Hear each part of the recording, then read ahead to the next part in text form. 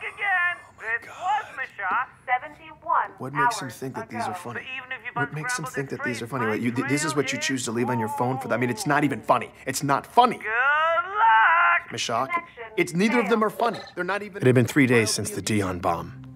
That friendly old boxing coach I'd interviewed, the guy whose facts weren't lining up, turns out he'd been dead for 7 years. Who had I spoken to? I had no idea. Whatever we'd thought this cover-up was, it now seemed like something far more sinister. Ray and Petra did the smart thing. They cut ties and left.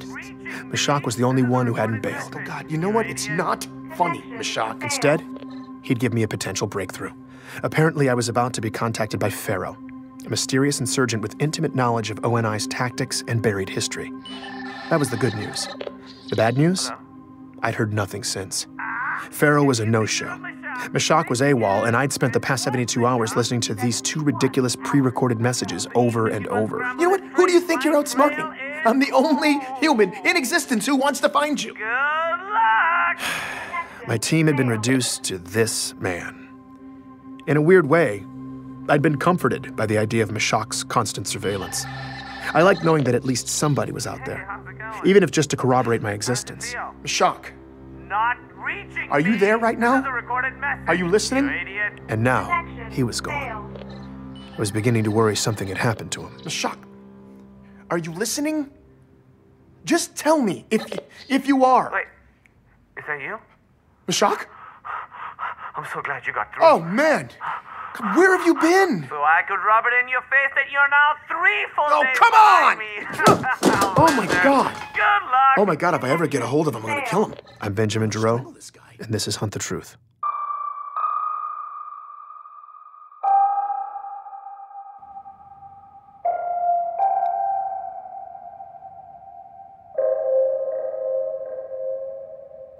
Hey, Ben. It's Ray. Listen. Is there any chance we could grab a drink? Okay, I was really glad to hear from Ray. With Mashak MIA, my imagination had been running wild.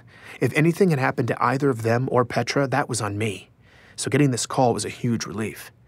But Ray's never exactly been a let's-grab-a-drink kind of guy, so something must have had him spooked. I rushed over to meet him at this dank dive bar near his place. So, I'm here with Ray and a lot of loud, drunk people. Think of all of them as providing cover, allowing us to talk in secret. Exactly. And Ray is aware I'm recording this. Yes. I'm trying not to think about it, honestly, but Oh, it's fine. So, why'd you hit me up? Well, my scavenger finally got back to me. He had been waiting on some additional military records on Walker. I did not see that coming. I figured Ray would want to stay as far away from the topic of government cover-ups as possible. But if he was talking, I was all ears. And? All the ONI military records still check out.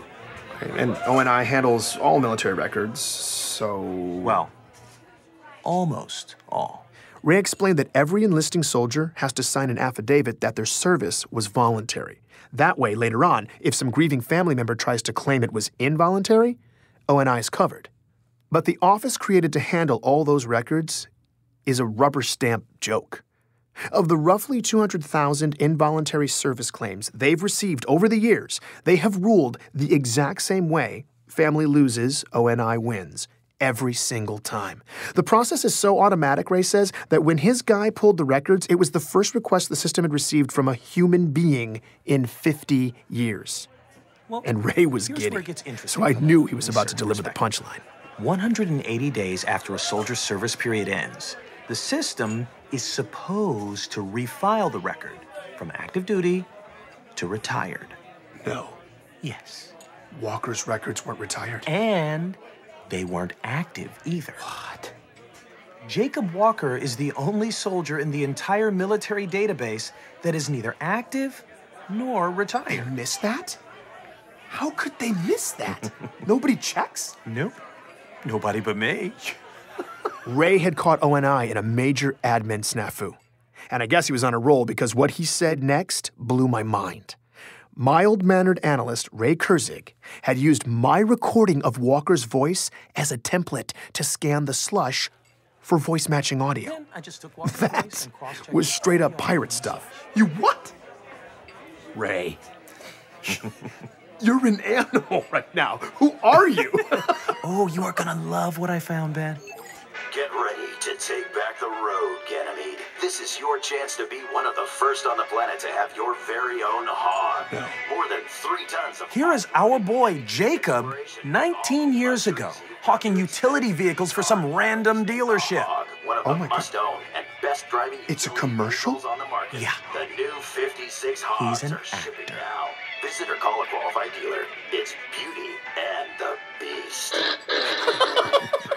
I couldn't believe it. I was listening to one of the military sources O&I provided me doing a commercial for a hog dealer on Ganymede, when Records had him stationed on the other side of human space. O&I had completely faked Walker, and Ray had caught the stupid bastards red-handed. That's incredible. Sitting there, having that drink, all the frustrations and anxiety that had been blaring in my face for weeks started to fade. Was it a bomber jacket? We ordered another round. Ray was actually being funny. I don't even think we were talking about the story anymore, and for a little bit, I felt normal. Oh, man. It didn't last, though. Implications were percolating in the back of my mind, and it wasn't long before it all came roaring back. If Walker's boot camp stories weren't real, then the fog around the chief's origins extended beyond his fabricated age 16 enlistment. How far did it go? Where did the truth even begin? All I knew at this point was who I had to speak to the moment I walked out of that bar. It was the only person that Walker's tale had contradicted, and it was someone I'd totally blown off. I just hoped Anthony Petrosky would take my call. Oh, so now you want to hear my story, Yeah. huh? Yeah, hey, look, I owe you an apology. When we spoke, I didn't know what to believe, and I really should have given you the benefit of the doubt, man. Okay. Just don't get too weird, all right? It was awkward, but after a few minutes, Petrosky eventually started warming up. And I've been listening to your story. Really? What do you think? Well, I mean, Oni's lying, right? Yeah. Nah, it's disgusting. Yep. You know, they just make up whatever the hell they want, like we're all stupid or something. You know, it's like, oh, where's the problem? Deep space? Well, let's just throw a glass planet at it, toss in some insurrectionist bad guys, and the story's good to go. You know, it's ridiculous. It's so ridiculous. All your outer colonies people, though, the listeners, man, they're tearing that crap down. You know, it's great. Oh, It's great. I know. I knew exactly what question I had to ask Petrosky, but I didn't want to ask it. If I was being honest, I'd been avoiding it my entire career. The Spartan program had a dark, dark cloud around its origins. Civilians had no idea, but soldiers had always whispered about it in the ranks. Even the few scattered details I'd gleaned during my years reporting from the front had been enough to convince me that this was one stone I didn't want to overturn. I was embarrassed to admit I'd just avoided it, but I couldn't avoid it anymore. Anthony would tell me everything. I just had to get up the courage to ask, and when I did, here's what he said. Look, all I know is rumors, but everybody whispers about it. Now, Oni kidnapping little kids, leaving behind decoys to cover their tracks. Just clones. Clones that were doomed to get sick and die. And all the families thought they were burying their kids. But really, though, their little kids were now government property, kept by Oni, training to be Spartans for years. And then, when they're barely like teenagers, they start biologically augmenting them, which is just a fancy way of saying they tore the kids to pieces and rebuilt them with tech. Whatever tweaks could give the government tactical advantage. Jesus, man. Survival rate on something like that. But the kids who did live through it, you know, Oni eventually cut them loose. Just sent them out to clean up the ugly in the galaxy. You know, all top secret. Spartans are super classified, so hush, hush, soldier. But then the Covenant showed up. Earth got front row row seat. And all of a sudden you got people throwing parades for them, kneeling at their feet, the pinnacle of humanity. But they're not human. Nobody really knows what the hell's under those Spartan masks, but sure as hell not a hero. It's not a person. Whatever they are, it ain't us. That was the story I'd never wanted to hear. I couldn't prove it. I couldn't report it as more than just rumors. But his story was the only explanation I'd heard since this mess began that actually made sense with the facts. And it gave O&I more than enough motive to bury the truth. Because the truth was a nightmare. The truth was treason, planned and carried out in the shadows with impunity. When you let those in power operate in the dark for long enough, sometimes the dark creeps in. Without checks and balances, it's in our nature to cut corners in the name of efficiency. Trim off pieces of our humanity, a chunk at a time, justifying every cut until eventually all you're left with is horror. By coming forward, Anthony had just broken a rigid code of silence. Don't you have like a... I asked him why. A code of conduct or something you have to follow? Whose code? Huh? Oni's? Yeah, I don't care about that. Look, I don't blame that John kid. Master Chief, whatever the hell they call it, just does what the masters program it to do. Now, Oni, that's the boogeyman. Some sadist CPO wants to test out his Spartan toy, so he oils it up with the blood of my brothers? No, man, no, I'm not keeping quiet for them. Aren't you afraid of retaliation? What are they gonna do? Tell me. Are they gonna make my life suck? Even more than it does? It's too late. I mean, I understand, Ben, you haven't seen where I live, what my house is like. But let me just tell you this, you might prefer the shelter. I eat canned proteins, man. I am one mischeck away from living on the streets all the damn time. I got a titanium arm, huh? Vets benefits on this planet, it's a joke. And this is how they repay me for running through the meat grinder for 15 years, for laying down your life every damn day for them. And you think I owe them some kind of responsibility to be quiet? No, I don't owe them a damn thing. Not after what I've been through. Good, thanks. I gotta go. I'm sure this sounds callous of me, but as Petrosky described his hardships, I was drifting away. His story had left me dazed. I said I wasn't feeling well. I had to go. He understood. It did, thanks. I needed to step back and look at the full picture of what O&I had done, but my mind just wouldn't do it. Instead, I was fixated on one odd piece. The doppelgangers made to replace the kidnapped kids. Out of the disgusting quilt Petrosky had laid out, I was stuck imagining the tragic life of one of these clones. They were human. They were created in a lab, altered so their bodies grew painfully fast, their bones stretching by the hour, newborns inflated into 6-year-olds. Someone taught them to walk, to speak. Did their handlers touch them? Did anyone look in their eyes? Did they have names? When it was time, O&I plopped them into some other kid's life, leaving them alone in a dark, unfamiliar room in a bed that was probably still warm. In the morning, a family would walk in, strangers who wouldn't even know to explain any of this to them. No one would comfort them. They were completely lost.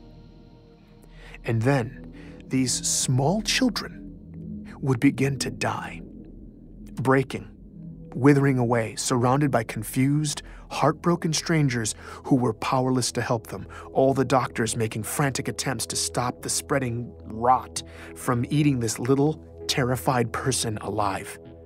It was all just desperate wailing against the inevitable, and they would be forced to endure all of it, because no one knew the truth, that these children had lived in chaos until they died in excruciating pain because someone had designed them to do just that.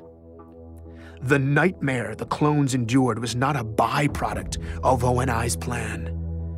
The nightmare was the plan.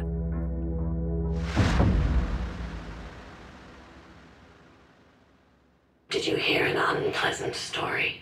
It was still dark outside when I was awakened by that voice. I live alone and someone was calling me from the shadows. Ben, come in here. I was petrified. Then I realized it was coming in over one of the networks. My communication system had been hacked. I started recording. FERO was finally here. And apparently, she'd let herself in. Did you listen this time? Yes, I did. I feel like if people knew this story, if we could prove the cover-up, it could really start a fire. Maybe, but you only have so much reach. With only controlling 90% of communication, that fire might take a while to spread. And we're not sure we have that much time. Not with what's coming. What? What's coming? The anomalies in deep space your friend at Meshach has been tracking. We don't know what it is yet, but it's getting stronger. Pieces are moving out there, and we have to move faster. Okay. How? There are friendly ears in the UEG. People who have been kept in the dark, many of them with real power. And if they heard your story, they would come down hard. Who are you talking about? Politicians? Who's O&I been keeping in the dark? There are high-ranking senators who don't know about any of this. You need to tell them. Speak truth to power. Get Oni Brass in the same room when you do it so they don't have a chance to spin it. And the senators would be able to blow it all up right there. Okay, but what am I going to do? Arrange a roundtable with O&I chiefs and Senate leadership? Even if those people ever were in the same room, they wouldn't invite me over to ambush half of them. I don't see the opportunity. We create the opportunity. How? By creating panic. We give the public a hard truth. Ugly information that Oni can't contain. The cover-up, the Spartan program stuff. No, that's what will ignite the senators. The public needs a headline, imminent and explosive.